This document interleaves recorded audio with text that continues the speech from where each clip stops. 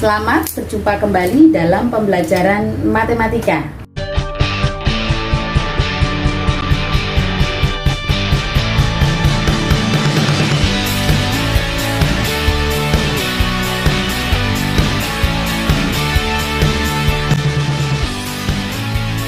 Di video kali ini kita akan membahas mengenai inverse fungsi cosinus. Inverse fungsi cosinus. Gambar berikut merupakan grafik fungsi cosinus yang bukan merupakan fungsi satu-satu. Berarti fungsi ini tidak memiliki inverse. Jika Y sama dengan cos X dibatasi domainnya, yaitu X lebih dari atau sama dengan 0 dan kurang dari atau sama dengan Pi, maka Y sama dengan cos X mempunyai inverse.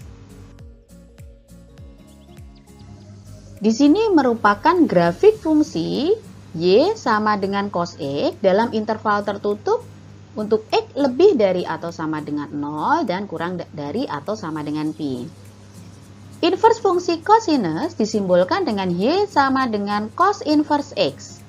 Grafik fungsi Y sama dengan cos inverse X, kalau kita lihat yang berwarna biru, ini merupakan grafik fungsi Y sama dengan cos inverse X, di mana X terletak dalam interval tertutup min 1 sampai dengan 1. Grafik fungsi Y sama dengan cos inverse X dapat dilukiskan menggunakan pencerminan terhadap garis Y sama dengan X. Jadi dalam hal ini, grafik fungsi cosinus dan inverse-nya sebagai refleksi terhadap garis Y sama dengan X. Cos inverse X adalah nilai-nilai dalam interval tertutup 0 sampai dengan Pi yang nilai cosinusnya X. Sebagai contoh yang pertama, cos inverse setengah adalah nilai-nilai dalam interval tertutup 0 sampai dengan Pi yang nilai cosinusnya setengah. Cos inverse setengah sama dengan Pi per 3, karena cos Pi per 3 sama dengan setengah. Contoh yang kedua, cos inverse min setengah adalah nilai-nilai dalam interval tertutup 0 sampai dengan Pi yang nilai cosinusnya min setengah. Sehingga cos inverse min setengah sama dengan 2 Pi per 3, karena cos 2 Pi per 3 sama dengan min setengah. Contoh yang ketiga, cos inverse 1 adalah nilai-nilai dalam interval tertutup 0 sampai dengan Pi yang nilai cosinusnya 1. Sehingga cos inverse 1 sama dengan 0, karena cos 0 sama dengan 1. Contoh yang keempat, cos inverse min setengah akar 3 adalah nilai-nilai dalam interval tertutup 0 sampai dengan Pi yang nilai cosinusnya min setengah akar 3. Sehingga cos inverse min setengah akar 3 sama dengan 5 Pi per 6, karena cos 5 Pi per 6 sama dengan min setengah akar 3.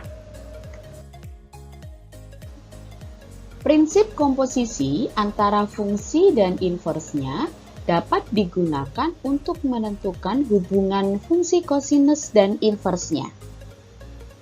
Cos dari cos inverse X hasilnya sama dengan X untuk semua X dalam interval tertutup min 1 sampai dengan 1. Cos inverse dari cos X hasilnya sama dengan X untuk semua X dalam interval tertutup 0 sampai dengan Pi.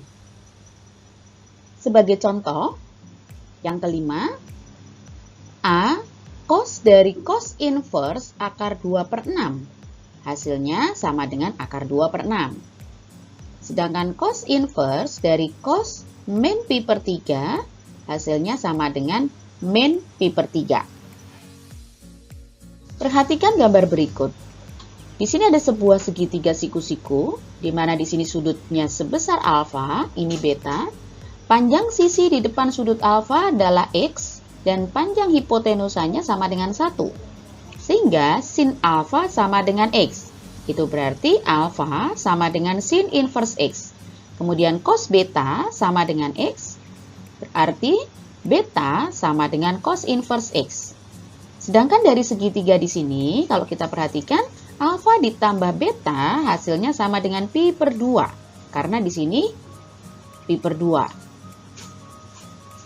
Alfa sama dengan sin inverse X, beta sama dengan cos inverse X. Sehingga ketika alfa ditambah beta sama dengan sin inverse X ditambah cos inverse X. Karena alfa ditambah beta sama dengan pi per 2, maka sin inverse X ditambah cos inverse X sama dengan pi per 2. Untuk X elemen dalam interval tertutup min 1 sampai dengan 1. Sebagai contoh yang keenam, di sini tentukan nilai dari ekspresi kosekan sin inverse 2/3 ditambah cos inverse 2/3. Menggunakan rumus yang ada di sini, berarti sin inverse 2/3 ditambah cos inverse 2/3 sama dengan pi per 2. Sehingga hasilnya sama dengan kosekan pi per 2. Nah, kosekan pi per 2 sama dengan 1 dibagi sin pi per 2. Sehingga hasilnya sama dengan 1. Contoh yang ketujuh, kita akan menentukan nilai dari ekspresi cos inverse akar 2/2 dikurangin cos inverse akar 3/2 dikurangin sin inverse setengah ditambah cos inverse 0. Pembahasannya, cos inverse akar 2/2 dikurangin cos inverse akar 3/2 dikurangin sin inverse setengah ditambah cos inverse 0 sama dengan, di sini kita akan menentukan cos sudut berapa yang nilainya akar 2/2, yaitu cos pi per 4. Kemudian cos sudut berapa yang nilainya akar 3/2, yaitu cos pi per 3. Sin sudut berapa yang nilainya setengah, yaitu sin pi per 6, dan cos sudut berapa yang nilainya 0, yaitu pi per 2. Sehingga nilai ekspresi di sini dapat ditentukan menjadi pi per 4 dikurangin pi per 3 dikurangin pi per 6 ditambah pi per 2. Sehingga hasilnya sama dengan 3 pi per 12, kalau disederhanakan sama dengan pi per 4. Contoh yang ke-8 akan menentukan nilai dari ekspresi kosekan sin inverse akar 2/2 ditambah sekan cos inverse akar 2/2. Pembahasannya, kosekan sin inverse akar 2/2 ditambah sekan dari cos inverse akar 2/2 berarti sama dengan kosekan di sini sin sudut berapa yang nilainya akar 2/2, yaitu sin dari pi per 4. Kemudian cos sudut berapa yang nilainya akar 2/2, yaitu cos dari pi per 4. Sehingga hasilnya sama dengan kosekan pi per 4 ditambah sekan pi per 4. Kosekan pi per 4 ini sama dengan 1 dibagi sin pi per 4. Sedangkan sekan dari pi per 4 itu sama dengan 1 dibagi cos pi per 4. Sehingga hasilnya sama dengan akar 2 ditambah akar 2 sama dengan 2 akar 2.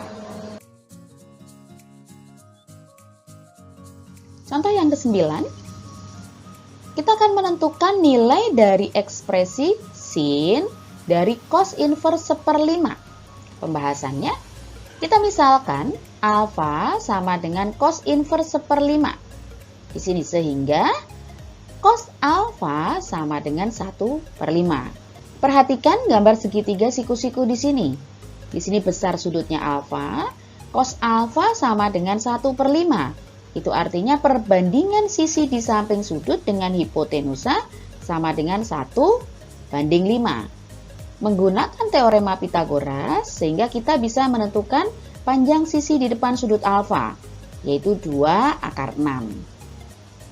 Sehingga sin dari cos inverse 1/5 itu sama dengan sin alfa, karena tadi alfa sama dengan cos inverse 1/5. Nah, dari segitiga di sini, sin alfa adalah perbandingan sisi di depan sudut dengan hipotenusa, sehingga hasilnya sama dengan 2 akar 6 dibagi 5. Contoh yang ke-10, kita akan menentukan nilai dari ekspresi tangen sin inverse X. Pembahasannya, kita misalkan alfa sama dengan sin inverse X, sehingga X sama dengan sin alfa. Perhatikan segitiga siku-siku di mana besar sudut di sini adalah alfa. X sama dengan sin alfa, sehingga perbandingan sisi di depan sudut dengan hipotenusa itu sama dengan X banding 1, sehingga di sini hipotenusanya 1. Menggunakan teorema Pitagoras, kita bisa menentukan panjang sisi di samping sudut, yaitu akar dari 1 min X kuadrat. Sehingga tangen dari sin inverse X sama dengan tangen alfa. Dari segitiga di sini, tangen adalah perbandingan sisi di depan sudut dengan sisi di samping sudut, sehingga sama dengan X dibagi akar 1 min X kuadrat. Dan di sini kalau kita rasionalkan, di sini kita kalikan akar 1 min X kuadrat dibagi akar 1 min X kuadrat, maka kita akan peroleh sama dengan X akar 1 min X kuadrat dibagi 1 min X kuadrat. Demikian tadi pembahasan kita mengenai inverse fungsi cosinus X. Semoga bermanfaat.